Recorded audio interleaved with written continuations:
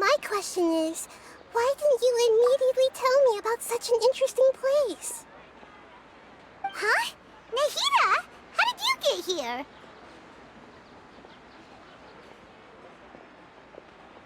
Interesting events like a moment of dreams don't happen every day after all. No matter how busy things are, I'd still set aside some time to check it out. Anyway, I really didn't expect to meet you here. Oh, right! If there's anyone that understands dreams, it's you! You should be able to help us answer all these questions. You're not wrong. All right, they can ask me anything. The more interesting, the better.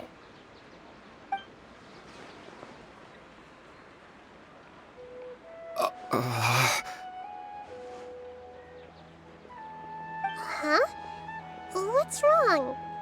You were all so excited a minute ago. Why the sudden... Even so, it's not like I look super intimidating or anything, right? And in terms of reputation and renown, you've also done many great things in Sumeru, yet they didn't even flinch at you. Alas, the interesting questions have all vanished in an instant. It appears I'm the one spoiling the fun here. I'll see myself out. Oh, that's not true, Nahida. I don't want to get in the way of the original purpose of a moment of dreams, which is to let people gather here and freely share their marvelous dreams. Now the atmosphere here is like water poured into a container.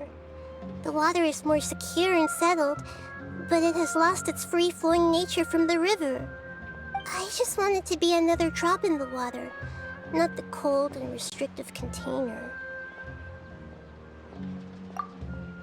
She's sulking. Hey! It's all right, everyone! No need to be shy. The Dendro Archon is really nice, so please just go ahead and ask. Otherwise, she'll leave. All right. I'll give it a try. Oh, it's the slime guy. Hey, drop the nicknames, would you? Besides, I don't want to become a slime anymore. Maybe a finch or fish is more suitable for me. I see. So you want to become a small animal in your dreams, right? Why do you think that sounds good to you? I guess I just want to experience something different. My everyday life is nothing but the same. The sky is right above me and the ocean just over the horizon, yet I remain caged in a life of monotony. So you want to experience something new in your dreams? Sorry. I'm getting a little confused.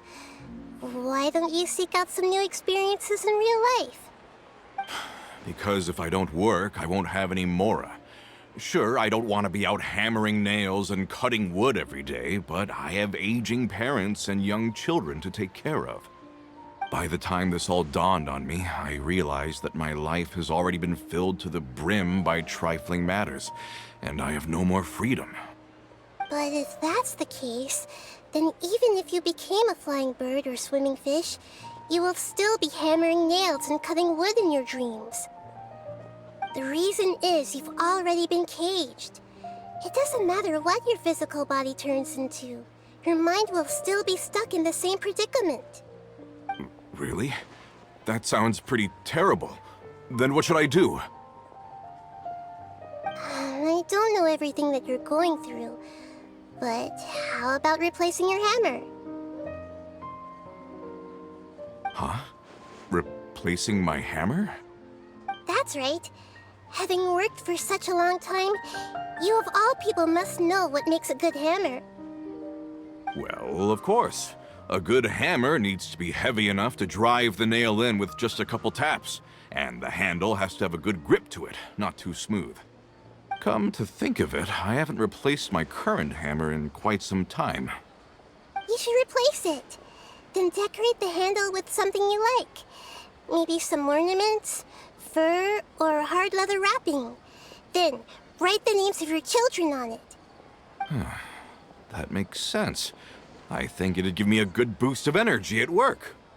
A new sense of adventure often begins with the little things in life. You don't need to become a bird in the air or a fish in the sea. You only need to do your best in life, and all those things you cherish will become your source of happiness. Yes. Yes, I get it now. This is a real eye-opener for me. I'll go and pick out a new hammer right away. No, I should make one of my own. Thank you, Great Dendro Archon. That's our Nahida. Only you would know how to get right to the heart of the problem. Actually, I didn't really understand the problem. Huh? I gave him that advice because I once saw a worker doing the same thing. Whenever he became tired, he would look at some names on the handle of his tool. After a moment, he'd start to smile. It really surprised me at the time. My guess is that the names on the handle were of important people to him. After observation, I know this kind of behavior motivates people. But why is that? Is it because of excitement, anticipation, or helplessness? I really don't know. And even if I could know what's going through his mind, it's still difficult to fully grasp his feelings. Oh, Paimon gets what you mean. Huh. Paimon had no idea it takes you so much effort to understand these kinds of things. That's why I was a bit nervous just now. But luckily, seeing his happy face in the end reassured me that I didn't say anything wrong. Don't mind me, though. This is just my way of learning. Hey, don't forget about Paimon. Everyone knows that Paimon's also super skilled at reading people's feelings. Thanks, you two. That makes me feel a lot better. Let's move on to the next question, shall we? I already asked the experts my question earlier, but I wanted to hear the Dendro Archon's response too. What should I do if I want to see my deceased wife in my dreams every night? Longing for the deceased.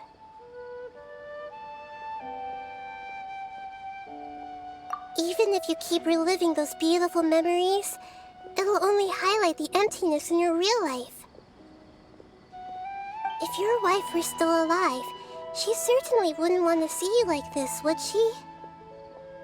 No, I suppose not. But our time together in my dreams is not just reliving our past together. I don't know. Maybe it's because I miss her too much. But it's really as if she had come back to life in my dreams. She even remembers each and every dream.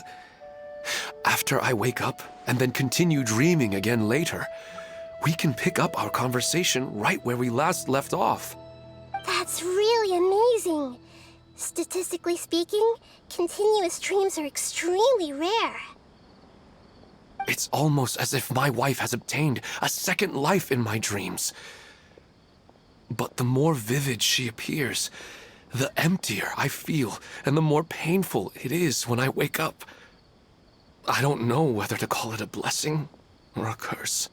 Maybe all of this is rooted in your deep longing for her. Were there any unresolved matters or regrets between the two of you? I don't know. I suppose my biggest regret is that I couldn't spend the rest of my life with her. I really felt like I was ready to move on. I wouldn't be so hesitant now if it weren't for these hyper-realistic dreams I've been having. Huh.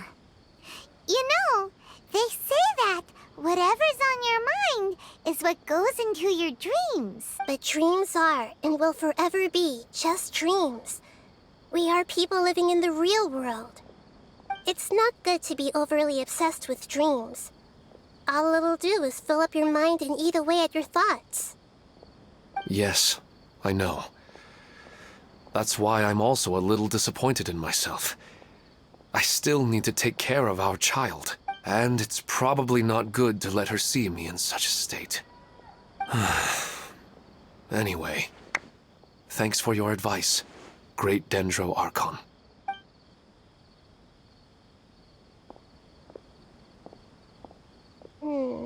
I'm a little worried worried about him. I hope he can find a way to cheer up soon. I think I can handle things from here. You don't need to stay here if you find it boring. You're here to have a good time, after all. Working? I don't get it. Step right up.